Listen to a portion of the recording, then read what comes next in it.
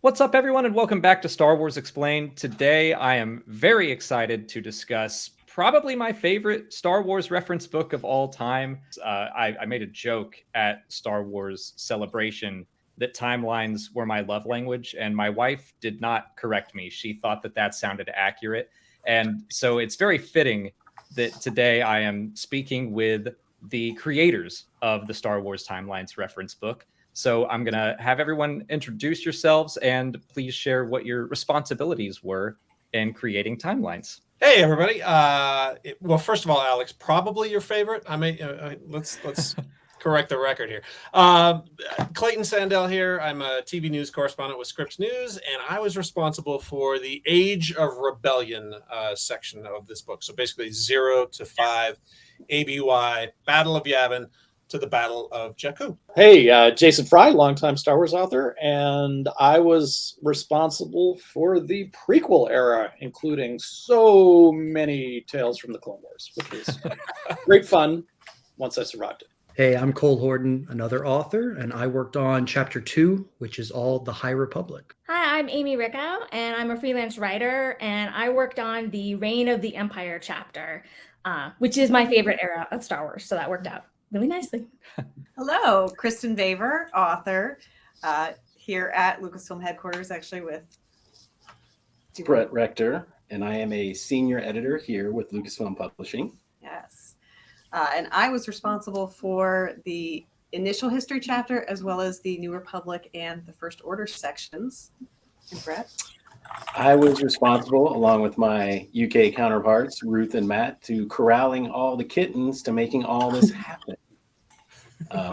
Yes, it was very exciting and very grueling, but very, very rewarding at the end of the day. Hey, I'm Matt, senior editor at DK, and I was also a Lothcat wrangler with Brett and Ruth. So yeah, helping out across the whole book, and lots of reading those words.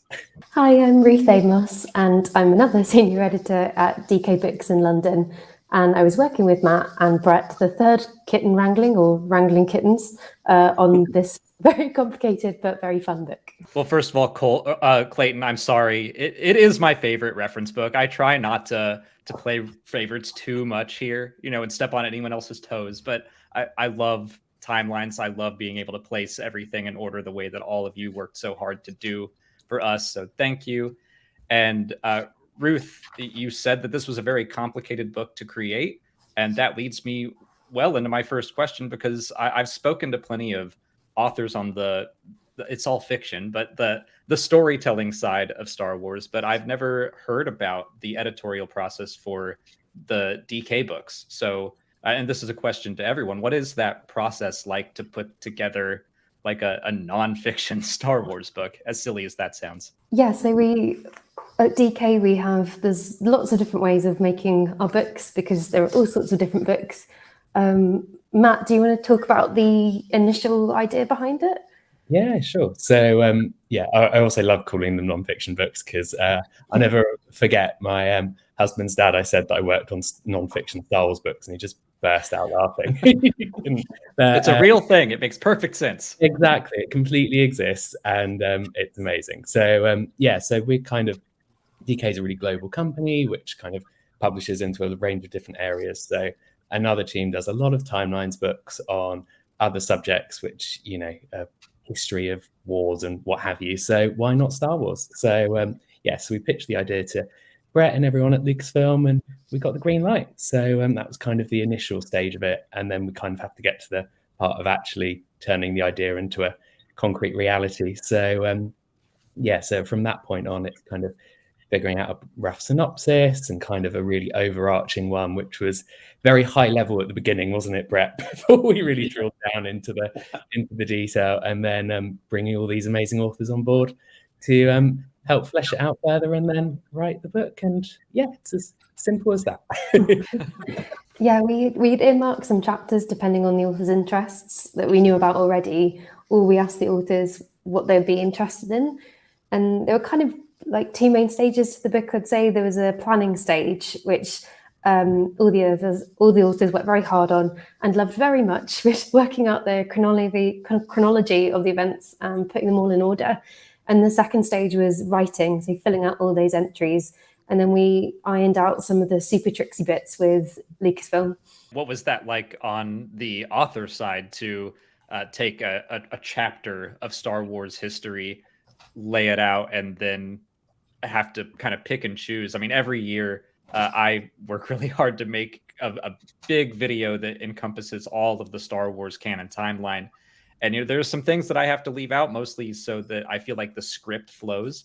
So were there any difficulties for all of you meshing a comprehensive list of stories within the structure of this book? Yeah, I would say, look, I've been lucky enough to work on a number of DK books, but this one was not like all the others. First and foremost, everything went into a spreadsheet because that was the way we could keep it all straight. So every entry had a year and a brief synopsis, then the actual text, then real sources, which we went back to a lot. And that was really new for me, to write in a spreadsheet, to realize I didn't have spell check. That was probably a problem for my editors, but it was really unique. And then for my chapter, at least, it was a total moving target. We started writing this, and only wave 1 of phase 1 of the High Republic had been released. Everything else we wrote kind of alongside the release of the first phase of the High Republic. And so I didn't really get to enjoy the era just as a reader, because from the moment I picked up a book, I was just trying to figure out the timeline. And the rest of it all came later. I'd love to see that spreadsheet someday. That's like my second love language. Is just a nice spreadsheet. It's not a spreadsheet, it's multiple spreadsheets. So many spreadsheets. Right. Yeah, per chapter. So that we'll aggregate them for you. Yes, that'll be our gift. I have them all still. I keep every spreadsheet from everything I work on. I keep. So I have a very good chronology and history of the making of this book. Yeah. I think for me, one of the biggest challenges was initially when we started talking about this idea, I thought, like, I oversimplified in my brain and thought, okay, like we'll figure out all of the books in that era and all the comics and all of the series and films, and then we'll just put those in order, and then I'll write from those pieces.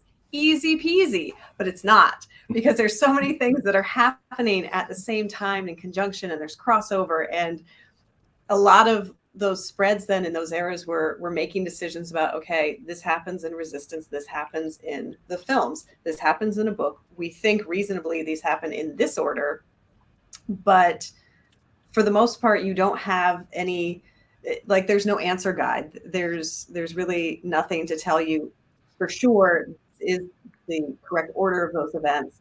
You're just kind of piecing things together, and then you're checking with the editors and checking with each other and checking with Story Group, of course, to get some feedback on where they think the events fall in the timeline, and trying to kind of just put all of those things together and wrap your mind around it was really challenging. And I think I had the opposite problem. Cole's era, a lot of it hadn't been written yet. In this original trilogy area, there is so much, especially in the comics, which I was not as familiar with. So I think it was just the sheer volume of it. And so you would sit here, and at this desk, I would have like 3 computers running at once with spreadsheets and PDFs and my Marvel Unlimited account open of, reading comics. And really the only way to do it in a lot of cases was just to roll up your sleeves and dive into it and read all this stuff and make notes and try and piece it together and figure out logically where things kind of should go and not go. And I am not afraid to admit, when I first started this, it was terrifying, because I think I was one of the last to join, and so I think my prep period was a little bit shorter. So I will admit, I did go to Star Wars Explained and watch your timeline video, Alex, and so to kind of get a broad sense of things in the beginning. So, well, it's very circular, because I was so grateful for that A New Hope period. There are so many books and comics that are just crammed into immediately after A New Hope. And so now I'm using the book and what you wrote to be like, finally, there's an order for this. Yeah, I think Clayton's hit on something that certainly took me by surprise, and I suspect some of my other authors too, is there was no way to kind of tiptoe into the work of this book. Like, you were kind of all in, because it all had to make sense kind of as a whole. And so, I would I would just wind up with a stack of books on my desk every single night, and it would get kind of intimidatingly high, and the desk would get all creaky, and I'd take it down and put everything back just so I could find it again, and then start a new stack the next day. But the part of that also is we were writing Star Wars. That was incredibly fun. Like, even when it was maddening and frustrating, which occasionally was for a project this big, it was still enormous fun. Like, I'll take that kind of frustrating every day. And I always say, and it's always true, I pinch myself every day that I get to write Star Wars. I mean, literally a dream come true, and we all got to do it. Yeah, I mean, it was really, I think that the great thing about this book is that it's really like we were asked to write the history of Star Wars, which is just a massive undertaking. Like, and I remember I got the, because of the time difference, like DK is in London, like I got the email asking me if I wanted to write this book very early in the morning. And I like shot up from my bed, and I think I scared my husband, and I was just like, oh my gosh, like this is crazy. Like, I'm a history nerd, I'm a Star Wars nerd. Like, this is amazing. And the planning stage was so much, and it was so overwhelming at times. And we all care about it so much that we took it, perhaps more seriously at times than maybe we even should have. But like, we all really, really wanted to get it right. And so by the time we got to the writing stage, this was one of my favorite things to ever write, because like it felt like such a relief when we finally knew and like had kind of locked what the order of everything was. And like, on this spread, this is the most this is the highlighted, entry. And these are the kind of like secondary things that are larger. Like, there was so much planning involved that like actually writing it was then, that was like the easiest thing I've ever done. And really the way the book came together, like they were saying, we had to map out the events, obviously, of the whole Star Wars history. There are obvious tentpole events, like we know some major events. And so those things were the things that were easy to put on the timeline. But as we delved more into whether it was games or comics or books, that's when we had to find, when did this happen? When did that happen? Did it go between these two events, that event up here, down here? So there were definitely markers that we could follow, but where we really got into the meat of it was when we really started to put in all the ancillary stuff that isn't in the films. So that was probably the biggest challenge. And I think that's where, like, I had a few meetings with Amy alone, just like going over the spreadsheet and like, does it go here? And then, we have like Leland on the line or Pablo on the line, and we're discussing these things, real time. And to Jason's point, it's like, it's frustrating, but we're sitting here talking about Star Wars all day. I mean, the things that we love, and hopefully that love of how we all poured that much into this book is reflected in the, everyone who has picked it up. I've heard that they like it. I heard, it's good. So I thank all the authors, because they are amazing. So, does everyone have a moment, like a date or an event in Star Wars history that you remember giving just so much trouble of like, where does this fit? I think for me, one of the most challenging things were the books that kind of skipped over large periods of time, trying to kind of figure out like what elements are we going to pull from those books and where exactly are they going to go? Because it wasn't a novel that like everything just happened right in a row, or a movie. And it was really kind of like, for Thrawn and Rebel Rising and Lost Stars, those books go over a large period of time. And so really trying to sort that out. And flashbacks from comics or flashbacks from we were really getting into like the nitty gritty, and some of that stuff, it's kind of you get into the back and forth of like, well, I think it happened here, I think it happened here, like, is there a reason it couldn't have happened here? Like, like, I mean, you're just kind of looking at it from all kind of different angles to try to to make sure that what's in the book is the most reasonable thing to to have in there. It could get down to quite a granular level. Like, I don't remember which novel it was, but I remember skimming through just trying to work out how much time had passed, and suddenly some people were eating breakfast. So I was like, hooray, it's breakfast. That means it's a new morning. I can have one day on. So you just were hunting for like little clues like that sometimes. It really was detective work. Yeah, because the stories, when the authors are crafting stories, especially in comics, we don't say it's this month to this month. It's kind of like it's this between this era and this era. And that's where kind of everything, that's where the meat came, where we had to parse through like within those eras, like when did this happen? War of the Bounty Hunters, like when did that exactly happen in relation to what so and so is doing here and there. So that's, yeah. I think occasionally an author in one of our fiction books will also say, like, this character is, this age right now, and then it flashes forward or backward or whatever, but like they spell it out specifically, roughly what year it is, BBY or ABY, and so like you can plot that very easily.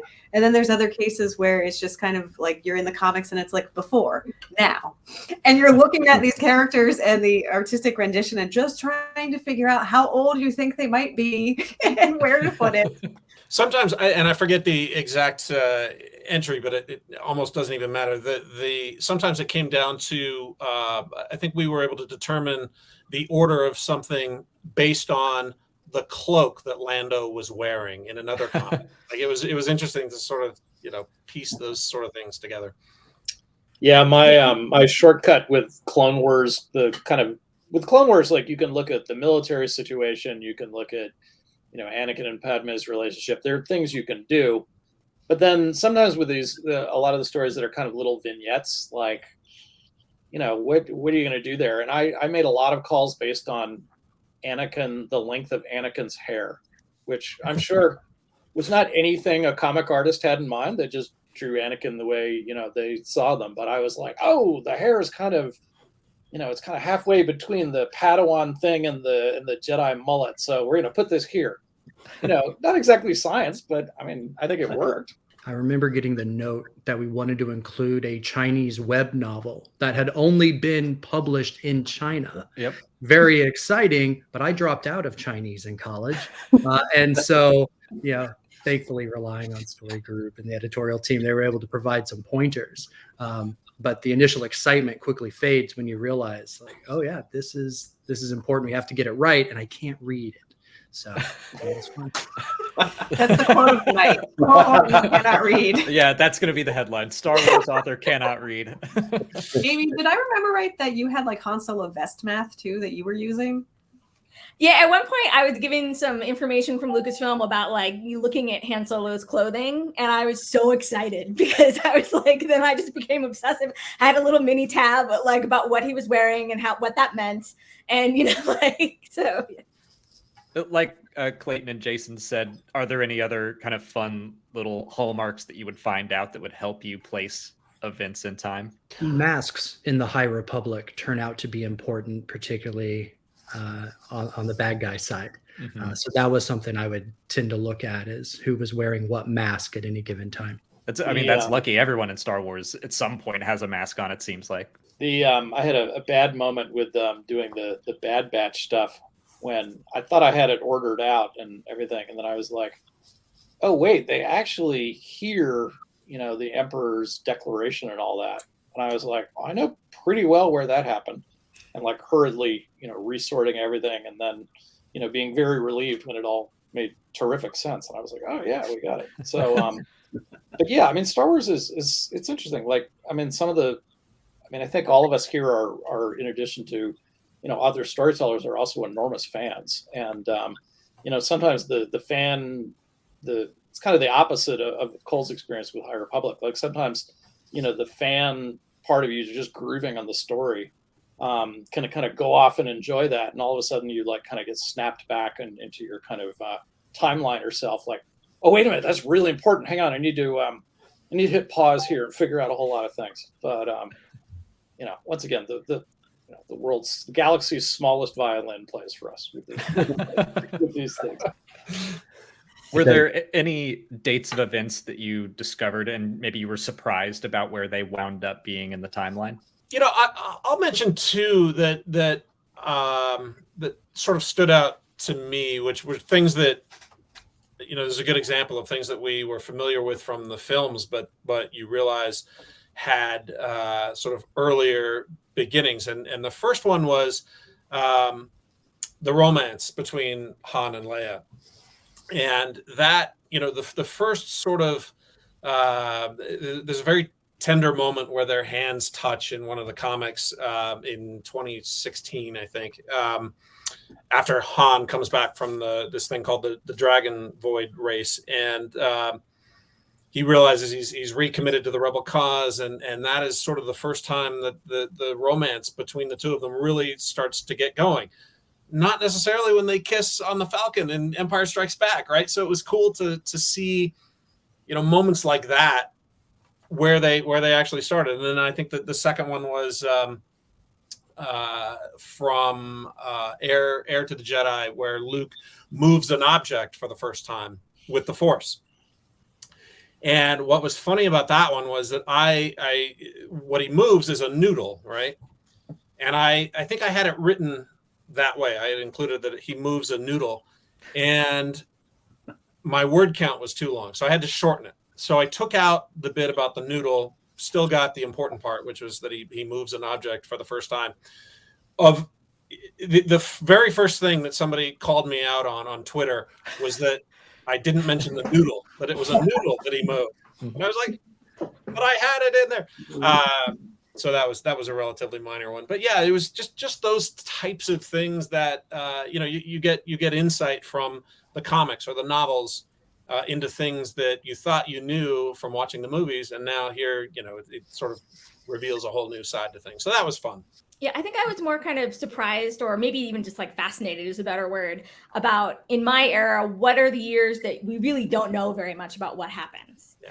Because like there's so much like there's a lot of new comment that are coming out in this era, and I hope to see like more and more and more, but there are still several years, like 15 BBY to like 17 BBY and like 6 BBY to 8 BBY, that like there's still lots of really, really good room, and I'm like very much on the the more Star Wars the better, and so like I'm very excited to see I'm rooting for people to play stories in those years now, because I think it would be fun to see, what happens. Well, I think that's a good segue into one of my other questions, because there hasn't been much said about the very early history of the galaxy. And I really love those 2-3 pages in the Timelines book that we got. I found them really compelling. Did that make setting those dates more or less challenging? That spread is hilarious to me, because there's other sections of the book where you have just like spread on spread on spread on spread is all 34 ABY. And there is one spread and it's like 25,000 years. Don't worry about it. Like, these are all the events. I'm worried about it, Kristen. I'm a little worried about it. No, I think that is just, again, a real testament to the partnership with Story Group, and, how they've already thought deeply about how long that history is and what makes sense there, as well as other hints that we've gotten through other fiction that's been created. So just kind of boiling that down and kind of all getting together and holding hands on what we think makes sense, but also recognizing that Star Wars is this living, breathing thing. And if a storyteller comes in and says, I've got a great idea for a story, but it means Hu Yang didn't actually get turned on until this year, we'll revise it next time. We'll fix it, because we're definitely, there's a lot of estimates, I think, in that spread in particular, because again, you're talking about ancient history of the galaxy there, and just trying to plot these really significant moments in the birth of the Jedi Order, the Sith rising up, the Drengir, and all of that historical. Yeah, those little ESTs can do a couple of things. Like, I mean, sometimes, as Chris was saying, we're talking about a giant length of time, but also it's just sometimes not wanting to pin something down exactly, because the storytelling is still moving, and thank goodness, because as was said, that means more Star Wars, which is what we all want. Also a huge difficulty in this, and one of the many reasons I was super glad that we had such great editors helping us out, is that some of the storytelling was moving right as we were doing it. I mean, certainly with High Republic, but also, I thought I knew kind of Count Dooku's fall, and thought I did, but that storytelling was moving with some of the new animated shorts, which really were changing everything we thought we knew, and that was getting that right was a real trick, involving a whole lot of people. Helping me out, helping each other out. But, once again, I mean, I think this is a theme we keep hitting with good reason. Like, was that difficult to do? Yeah, but it was difficult for a great reason, because we were getting new Star Wars and trying to make it all work. And it's like deconstructing Star Wars in a way. It's like we have the house, but how did we get there? And now we're just figuring out how we built that house in a lot of ways. So you're right. It's just like we have to deconstruct what we thought we knew. And the stories like the, Tales of the Jedi help flesh out a lot of that. And it's very compelling to see Dooku and Qui-Gon at that era that we didn't know about, and really helps us understand some of their motivations later, in the later movies and series that we're seeing. So it's, the storytelling that is going on here is just amazing. And the content that's being created is just amazing. So there's going to be more and more and more.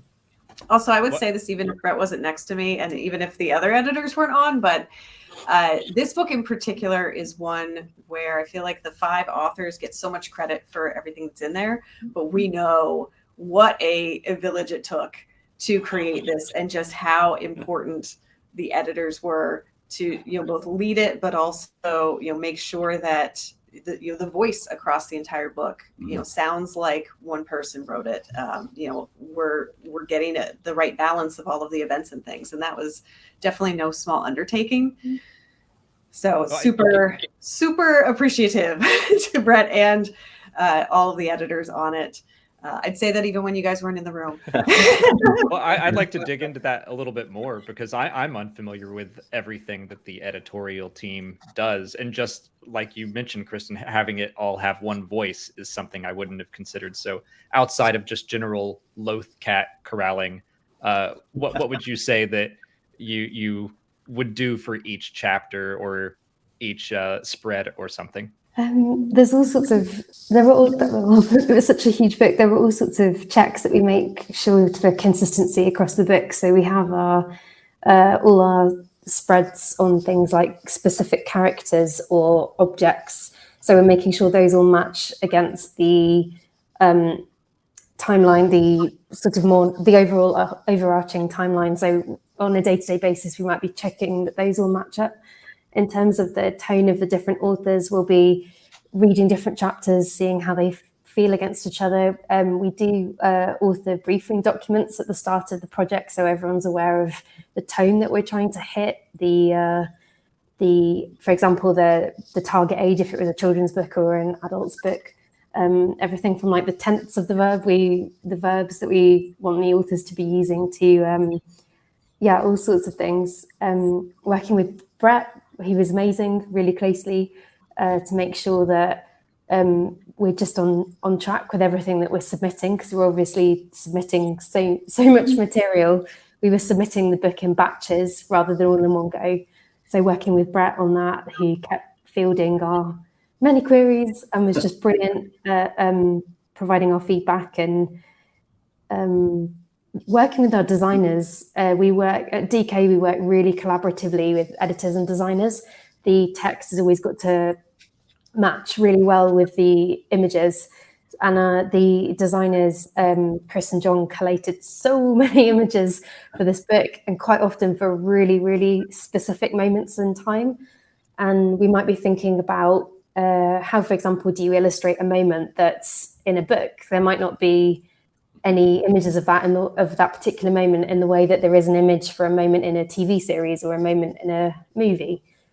And I think just echoing all of that, and just how amazingly patient the designers were when we're like, oh no, more order 66 has happened, sorry, that's getting more and more complicated, and stuff like that. There was, as this book was written, as we said, it evolved, so we just had to constantly keep on top of things and see where things were moving, and kind of making sure we put in as much as possible and it all fitted in the best way and it looked pretty, which hopefully it does. Ruth, you just brought up something that I wanted to point out real quick. One of my nerdiest moments going through this book was seeing a high quality non-holographic image of Sifo Dyas. That got me so hyped. So I'll just throw that in there. Some of when we had to focus in on like Luke's lightsaber, well, that crossed many eras, a couple of chapters. So that was probably one of the biggest things toward the end of the book, like getting those blowouts to match what we had, because we were finding conflicting, text with what was going on here and what was going on here. So that was a lot of the part of the book for me, I felt, was like really drilling down and making sure, because those notes had come back from story group and you're like, nope, we said this here and you're saying this here and we got it, and so it's those blowouts. Yeah. Trying to coordinate just the content within the content was, that was definitely a juggling act for sure. Inception. Yeah, exactly. And yeah, just another shout out to the designers who took these spreadsheets that would make our eyes cross and turn them into these beautiful visual layouts. I will pull the curtain back for you a little bit, Alex. Here was my drawing for the Battle of Hoth. Yeah. And then they turned it into this, which is just incredible. So it's we were very lucky to have such a great team sort of bringing this to life visually. Clayton, I forgot about the drawings until right this moment. So did you all have to do that? The scrawlings. Yeah, but I would just like take a big sheet of lined paper and just be like, I don't know, I think this is where the falcon is, and this is the ground battle, and this is in the air, and it was horrible. But then they would turn it into that beautiful spread. Well, and that's the brilliance of the DK editors and folks, as we're mentioning, that to really visualize how this book should go. As on my side, as I was, waiting to get into it with the text and everything, but Ruth and Matt and the gang over at DK had to figure out how do we visually represent these things so that these branches make sense, so that people can follow, oh, we just diverged here. Oh, and then it split down the middle. Oh, it might go up here. So sticking it finding the content and then where to put it on those little blowouts or those little roadmaps, that was pretty intense, I would have to say. So, but the visual language came through from the DK designers, and they really set the tone for that and the precedent and everything else. And yeah, it just made it much more of a joy, because when I first saw it, I was like, wow, okay, yeah, these guys know what they're doing. I already knew they knew what they were doing. But this book just really taxed everyone to their potential. And I have to give a shout out to Matt, because he did a lot of heavy lifting on some really intense lore stuff toward the end of the book that we had to get in. And he was the guy who went in and figured it all out and started parsing out these little bits. He's like, can we add this? Can we add this? He had this one spreadsheet that my eyes just fell out of my head. Are we shipping this book soon? No, we're not. We still got months to go. But there was a part at the end that Matt he was just busting out some gems and just like, holy smokes. I didn't need, just the amount of content again that has to go into this book, and all the way back to the beginning. How do we choose what we pick? It's we've got the roadmap now, though. I think next time we can, if there is a next time. Oh yeah, I like the sound of that. Yeah. Nervous laughter from me. Yeah, no, it's an amazing. Thanks, Brett. It's an amazing book, and yeah, there was so many moving parts, and yeah, I'm the source of these spreadsheets that have caused all this ire. But yeah, I think it's but also yeah, there's so many moving parts, and it's just like tracking it down and pinning it in place, and then yeah, once we've done all this work here, then the designers can put it on its spread. Well, you've all discussed kind of the growing nature of Star Wars. It's still constantly moving.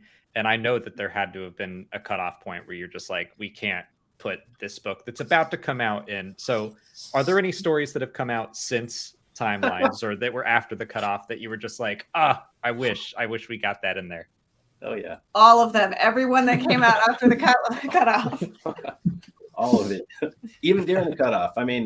There are obviously certain things that, because we like to keep the storytelling fresh and we don't want anyone to get ruined by anything. So even though there were things in production, there was a time, and it was also the deadline of the book itself. We could only hold it so far before it needed to get out. So many people might not know, if you get the book this Tuesday, it didn't just go to the printer last Tuesday. It went to the printer like Friday. Yeah.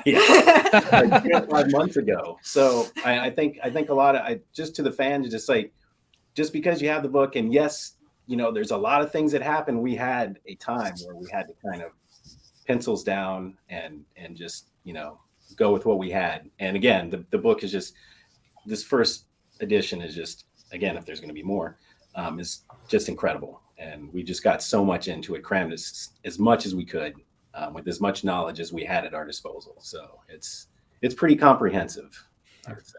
Yeah, I think the got lucky. down moment is also just always scary with every Star Wars book. Mhm. Scarier somehow with this one, probably because of the content. But I've had similar moments with other projects too, like the Skywalker biography. We were pencils down, and then they announced that Hayden Christensen was going to be an Obi-Wan Kenobi, and I was like, well, that ruins. I'm sure there's a chapter in there, but I don't know about it yet. And then I watched the first episode and I was like, there's 2 more chapters in this at the very least, maybe 3. So you can kind of drive yourself crazy if you keep trying to add to it. I think, it's fantastic that there are print deadlines and editors that are keeping us in track, but also just the reality of it's a printed book. There's only so many pages you can put into this thing before it, is a 10-pound book that will break your foot if you drop it. So, it's figuring out kind of what's the balance of that as well. And I got really lucky in this regard because we could just have a few calls with Mike Siglain and talk about what was coming in the High Republic. And so, even though all of phase 2 hadn't come out yet, we were able to get some nuggets from him that would be those big beats that would be important later on. It was interesting, though, because some fans on social media were like, oh, you spoiled too much. But most of those things they pointed out were actually things that were in phase 1. Mm-hmm. And if you read closely enough and put it all together, right? So we were working with this amazing, multifaceted matrix of a story with the High Republic. And it only took a few bits and we were able to fill it out pretty nicely. No, I was going to say, I was really, really happy that we got to cover the Obi-Wan Kenobi series. And I was like pestering Matt and Ruth into the very end, like, no, we have to put the hidden path in this other, the Rebel Cells. No, can we stick this in there? Can we do this? Like, what kind of booze do the designers like? Like, what can I send them to make this, kind of work out? But to me, I was really, really happy about that. And I'm horrified at the idea of how a revised book would handle the first season of Andor, because it happens at exactly the same time as the first season of Star Wars Rebels. And several people have actually asked me about that since it was in the chapter that I worked. And I was just like, how would you handle that? I was just like, that is a future Amy or a somebody else problem. I can't wait for that chapter where it's like, okay, in this day, Ezra and Zeb stole some Jogan fruit. And the very next day, Andor is stuck in some horrific prison and just bouncing back and forth. That would be a challenge to keep the tone in line, I think. I have a feeling Matt has already started a spreadsheet on this. I don't switch off, to be honest. I'm sure all of you are the same. Everything I watch now, I'm like, where does that fit? Can we establish that somewhere? That'd be good to know for future us. But yeah, that would be it. And I think there were interesting points of that, around 7 and 8, those films, there's so many other stories going on, and the Join the Resistance stuff is relatively light-hearted compared to what else is going on, and it's a fascinating interplay of all these different stories that we were aimed at, all fans, but obviously different ages for different ones. Within each of your dedicated chapters, do you have any specific moment or character or object that really stood out to you that you had fun with? I would say the Valo Fair. It got its own spread with multiple timelines, and just the way the novel was written, right? Everything's happening over a matter of maybe hours, most of it. And so I got really into the weeds of moment to moment what was happening, and then tried to, even when I did my sketches, I used an online collaboration software, and down to the pixel would line everything up so that if you smashed all the timelines together, they would all be in order still, which was not necessary at all. But it's so helpful. Yeah, but at that point, you're really invested in getting the chronology right, and even down to the second. I guess one thing I loved, in one of my spreads was Naboo royalty, which you first look at a spreadsheet and see everything, and they're just kind of names and intriguing possibilities, etc. But you're not really digging in yet. And Naboo royalty, I had to admit, was one of those where I was like, well, yeah, that's in my era. I'm not that excited about it. But digging into that, I was like, this is a great spread. And I'm having so much fun with it. And it was everything from being able to, underline some of the themes from episode 1 that I think are fascinating, like, the Naboo and their tradition of doubles and, and disguises and all that, to, getting to introduce some new lore. There's some new queens on that spread, which was super fun to do. And there are shout outs to Star Wars people, which is also fun.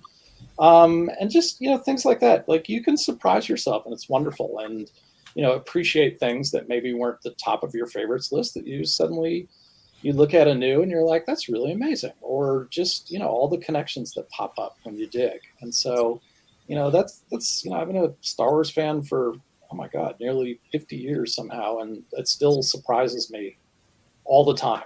And that's wonderful. Yeah, for me, it was also, I think, the surprise of when you experience the story as it's being told. For example, like Rey's story kind of comes to you in pieces in the sequel trilogy films, and then there's some other tertiary storytelling that comes out of books and comics about that character. But then when you actually put those events in order, it's like you're hearing that story for the first time somehow. It's putting things into a kind of a very sharp relief in a way that you're not necessarily thinking about her childhood when you're discovering, her on Jakku in Force Awakens, partially because if it's your first time through, you don't even know about that yet. You haven't discovered that part. But I think even once you've read some of the books and comics and you have more of that information, it's not always top of mind when you're then watching the movies again. So just to kind of lay it out in that chronology and really kind of experience that flow of events in a more kind of historical, but also kind of making it feel more real, I think. That these things actually happen to this, even though we know they're a character, we know it's a galaxy far, far away in fiction, but it makes it feel like there's some authenticity to that story and some more weight to it. We've established this is a nonfiction book, Kristen. It is a nonfiction book. That's what it says. So Star Wars is real. Yeah. I mean, that's canon. When I have to explain what I do, it's like senior editor of nonfiction Star Wars. And then people just kind of look at you, huh? But yeah, it's so strange to tell people when, meeting them what I do and calling Star Wars nonfiction, and then they think I'm really crazy. But we know better. We'll start to wrap up here with a question that I like to ask everyone I get the chance to interview. Who is your favorite lesser known, underappreciated Star Wars character? Or the way I like to put it is, who's someone that you think that you potentially could be their biggest fan? I'll go. So I've been asked this on podcasts before, and I always used to joke before doing this book that I would love to see more Lobot stories. But then digging into all of these books and comics, I actually got more Lobot stories. And so, and you get a much deeper appreciation for his loyalty to Lando and Lando's loyalty back, and so that was that was cool to see. And I think that's kind of what this book does really well. It's these sort of side characters that you never really thought about. Now on the same pages as the movies, given sort of equal stature, the comics, the books, everything kind of comes together. So for me, it was Lobot. Anyone else? I know, Kristen, I can think of several possibilities for you.